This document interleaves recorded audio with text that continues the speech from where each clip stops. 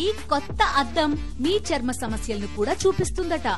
పూర్తి వివరాలకు చదవండి రేపటి సాక్షి దినపత్రిక. ఉమ్మడి వరంగల్ జిల్లా వ్యాప్తంగా వానలు ఊహించని నష్టాన్ని మిగిల్చాయి. ప్రాణ నష్టంతో పాటు కోట్లాది రూపాయల ఆస్తి నష్టం కూడా చోటు చేసుకుంది. ఇప్పటి వరకు జిల్లాలో 7గురు జలసమాధి అయ్యారు. వర్షాలు కొంచెం తగ్గినా వాగులు ఉప్పొంగి ప్రవహిస్తున్నాయి. చాలా ప్రాంతాల్లో రోడ్లు తెగిపోయాయి. కాలనీల్లోకి నీరు చేరడంతో ప్రజలు నరక యాతన అనుభవిస్తున్నారు. వరంగల్ ఉమ్మడి జిల్లాలో తాజా పరిస్థితిపై మరింత సమాచారం మా ప్రతినిధి శ్రీధర్ రెడ్డి అందిస్తారు. ఉమ్మడి వరంగల్ జిల్లా వ్యాప్తంగా గత 3 రోజులుగా కురుస్తున్న భారీ వర్షాలకు ఉమ్మడి జిల్లా మొత్తం కూడా అతలాకుతలమైందని చెప్పొచ్చు. ఇప్పటి వరకు కూడా ఇంకా కోలుకోలేని పరిస్థితి.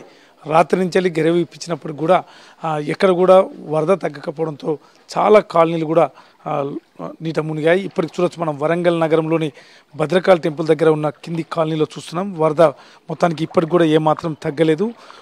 నిన్న దాదాపు నడుముల లోతు వరకు ఉంది. ఇవాళ మాత్రం కాలనీలు మొత్తం నీట మునిగిన పరిస్థితి కనిపిస్తుంది. ఎవరు కూడా బయటికి రాలేని పరిస్థితి. ముఖ్యంగా హన్మకొండ జిల్లా వరంగల్ జిల్లా నగర పరిధిలో కనుక చూసినట్టయితే ఉంటే దాదాపు చాలా కాలనీలు కూడా నీట మునిగిపోయాయి. బయటికి రాలేని పరిస్థితి. కొంతమంది మాత్రం రెస్క్యూ టీము అదేవిధంగా పోలీసులు మున్సిపల్ అధికారుల సహకారంతో వారిని బయటికి తీసుకొచ్చారు. వారికి అందరికీ కూడా ఆహారం ఇచ్చే పరిస్థితి చేస్తున్నారు. ముఖ్యంగా కొన్ని స్లమ్ ఏరియాస్ అదేవిధంగా లోతట్టు ప్రాంతాల కాలనీ వాసులు మాత్రం ఫంక్షన్ హాల్లకు తరలించారు. వాళ్ళకి పునరావాస కేంద్రం కింద ఆహారాలు కూడా ఇస్తున్న పరిస్థితి కనిపిస్తుంది. మొత్తానికి ఎవరు కూడా అవసరమైతే కానీ బయటికి రావద్దు. ఎందుకంటే నాలాలు కూడా పూర్తి స్థాయిలో మునిగి ఉన్నాయి. కొట్టుకుపోయే అవకాశం ఉంటుందని చెప్తున్నారు. మొత్తానికి ముఖ్యంగా నగర పరిధిలో 2 కలెక్టర్ స్వయంగా కమిషనర్తో పాటు పర్యటిస్తూ ప్రజలను అలర్ట్ చేస్తున్నారు. అదేవిధంగా అధికారులను కూడా అలర్ట్ చేస్తున్న పరిస్థితి కనిపిస్తుంది. కాలనీలో ముఖ్యంగా కాలనీలోకి నీళ్ళు వస్తున్న నేపథ్యంలో చాలామంది కూడా బయటికి వెళ్ళొద్దని చెప్తున్నారు. ముఖ్యంగా ఏదైతే వాళ్ళ వస్తువులు కూడా దాదాపు కోట్లాది రూపాయల ఆస్తి నష్టం కూడా జరిగిందని చెప్పచ్చు. ఇంట్లో ఉన్న టీవీలతో పాటు అన్ని వస్తువులు కూడా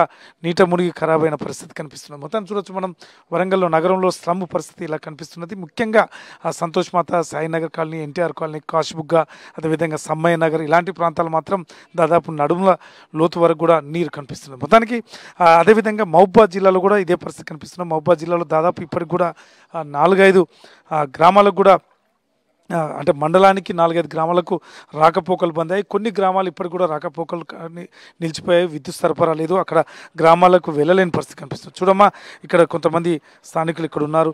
ఏంటమ్మా, ఎలా ఉంది పరిస్థితి? ఎన్ని రోజులు అవుతుంది ఇలా? 2 days అవుతుందండి. ప్రతి ఇయర్ ఇదే ప్రాబ్లము. చాలా వస్తువులని నష్టపోతాము. కనీసం తినడానికి కూడా తిండి ఉండకుండా అన్ని రైస్కి అన్నీ తడిసిపోతూ ఉంటాయి.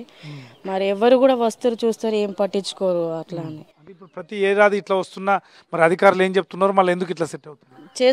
చేస్తామో అని అంటూ ఉంటారు. ఏం చేయరు. చూస్తారు, వస్తారు, వెళ్ళిపోతూ ఉంటారు.